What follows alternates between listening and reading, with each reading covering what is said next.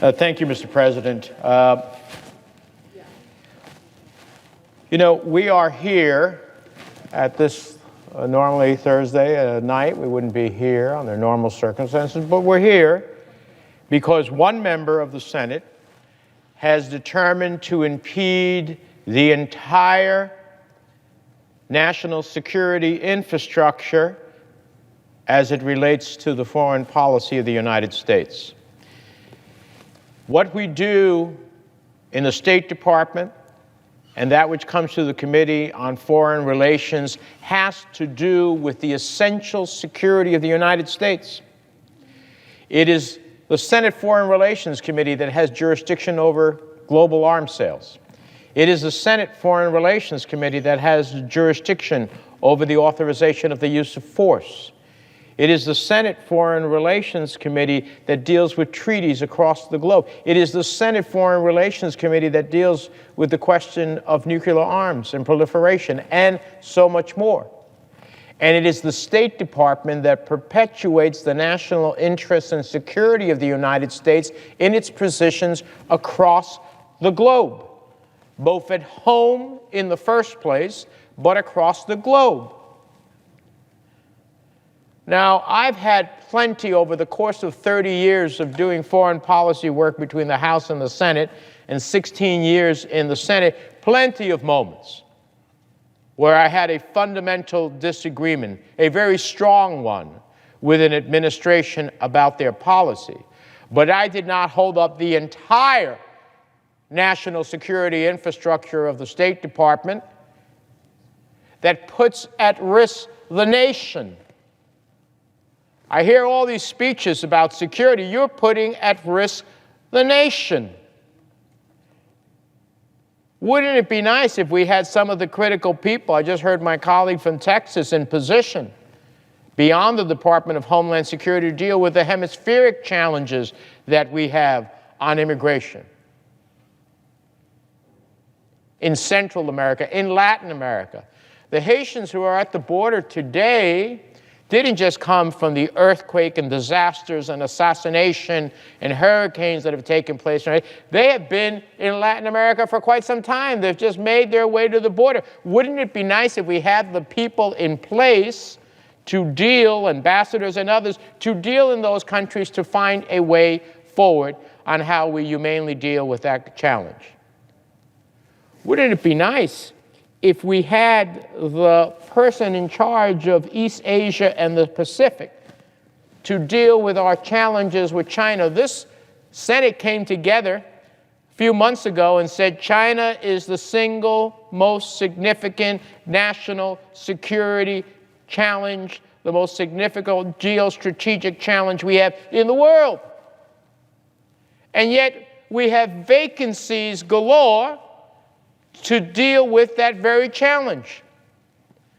I have members who come to me and say, Mike, this company from my state is having problem in X, Y, Z. Well, wouldn't it be nice to be able to have an ambassador in that country to deal with the challenges of that American company? Or people who come to me and talk to me about their challenges in getting a loved one, somebody from their state, to be able to come. Our consular offices, wouldn't it be nice to have somebody in the position to deal with that?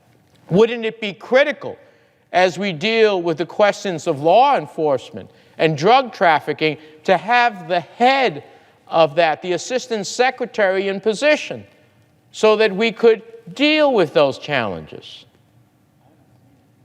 So whatever view our colleague from Texas has about Nord Stream, and I happen to believe that on the substance he is right, but this procedure is wretchedly wrong because it puts us at risk in so many dimensions. And something will happen somewhere in the world where we are not present because one senator decided to hold up that nominee that would have made a difference. We already saw it. We already saw it as we were trying to deal with challenges in our hemisphere and those who related to Afghanistan. It's ridiculous.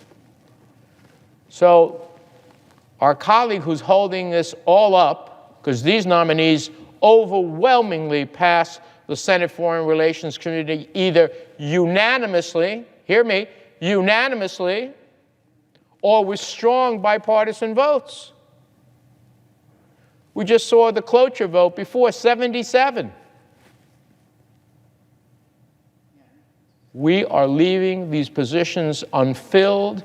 The position is untenable to continue to be able to meet the challenges the State Department has in fulfilling whose interests? The interests of the American people across the globe. So it's time to get over that. We have only passed in this body two of President Biden's ambassadorial appointments. Two.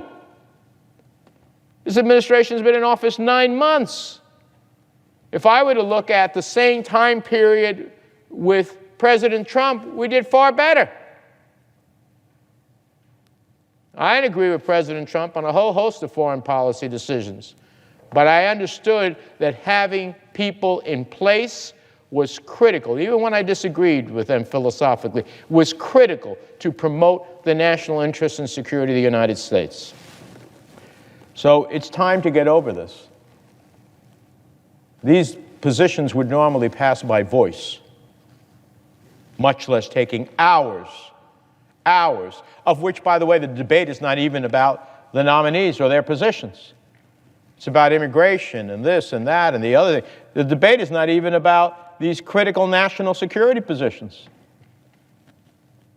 I don't want to hear about people coming to the floor and talking about national security when they're leaving all these positions vacant. Now, let me specifically address the nominees that we are voting on.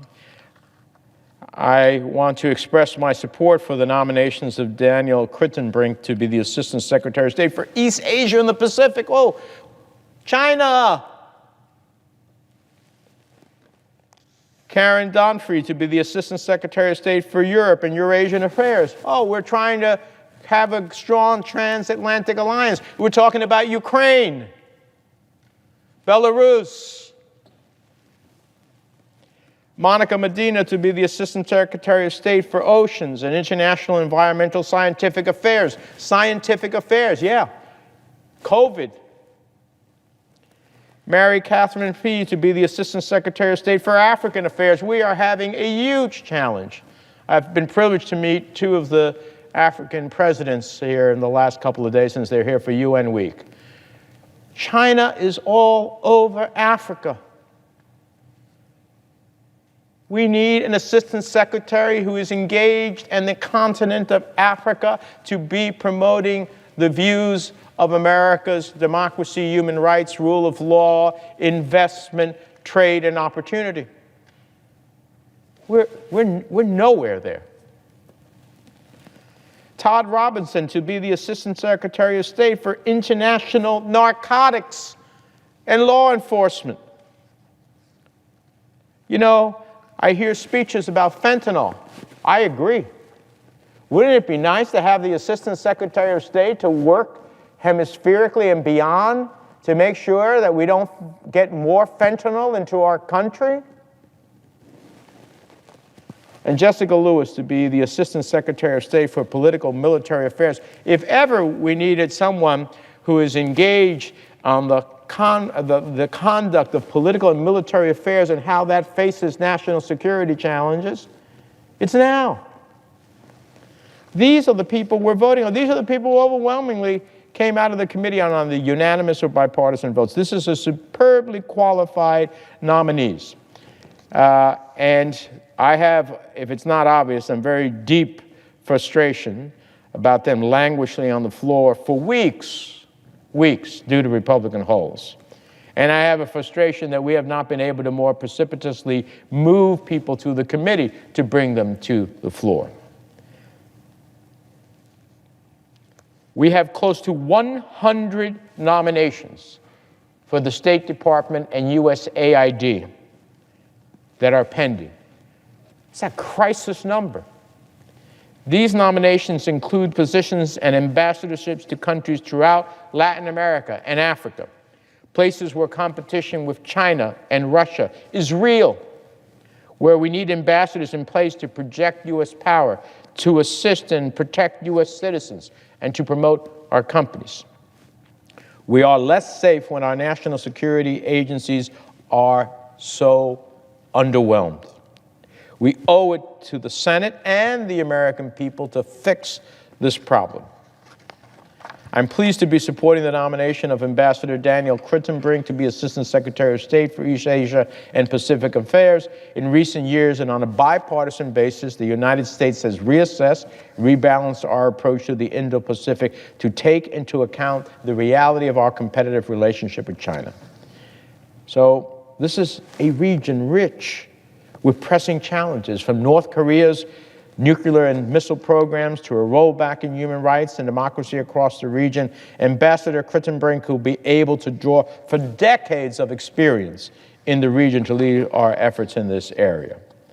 Also to be supporting Dr. Karen Donfried's nomination, which is a testament to the Biden administration's effort to rebuild the transatlantic relationship, which was significantly damaged by the last administration.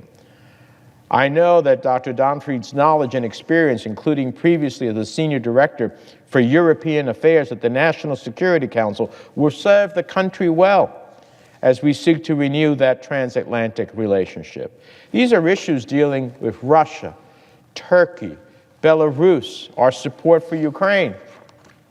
I hear all the time these speeches about the support for these countries. Wouldn't it be nice to have the person, forget about nice, isn't it critical to have the person that can be promoting that view? Monica Medina to be the Assistant Secretary for Oceans and International Environmental and Scientific Affairs. I'm convinced that she is eminently qualified, including the time that she spent as Principal Deputy Undersecretary of Oceans and Atmospheres in the Department of Commerce, and a variety of leadership roles focused on ocean conservation, environmental policy, and science. Likewise, I'm pleased to support Ambassador Mary Catherine Fee to be the Assistant Secretary of State for African Affairs. African Affairs. As I said, we have an enormous challenge on the African continent. Todd Robinson to be the leader as the Assistant Secretary of State for the Bureau of International Narcotics and Law Enforcement Affairs. We want to deal with the coyotes that my colleague was talking about. Let's put somebody in a position to go after them. INL's work is critical to our international efforts to combat narcotics, to deal with fentanyl, to deal with trafficking routes that extend through Mexico and all the way back to China.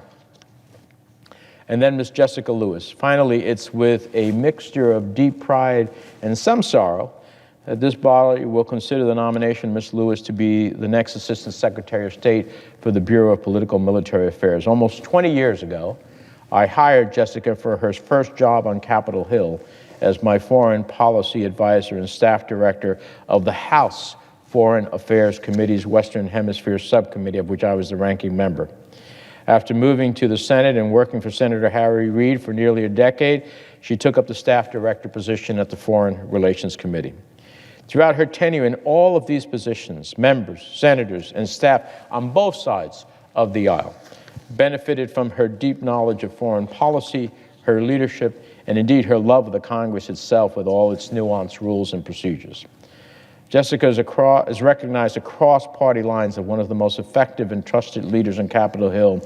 She is a trailblazer for women in national security. And when approved by the Senate, and I have no doubt she will be, she'll be the first woman confirmed to hold this position.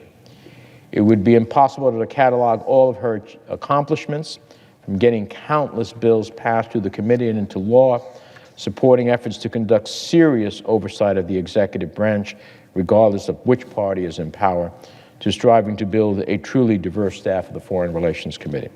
I have no doubt you'll bring that commitment to mentorship, integrity, and public service to the State Department as well. So we expect to see her after she gets confirmed back here, answering questions and being part of this incredibly important job that she will be doing in bringing political military affairs together. I hope that we do not have to go through these 100 nominees through 2-hour sessions of each nominee in order to get them to start working for the United States and its national security. That's what's at stake here. With that, Mr. President, I yield the floor.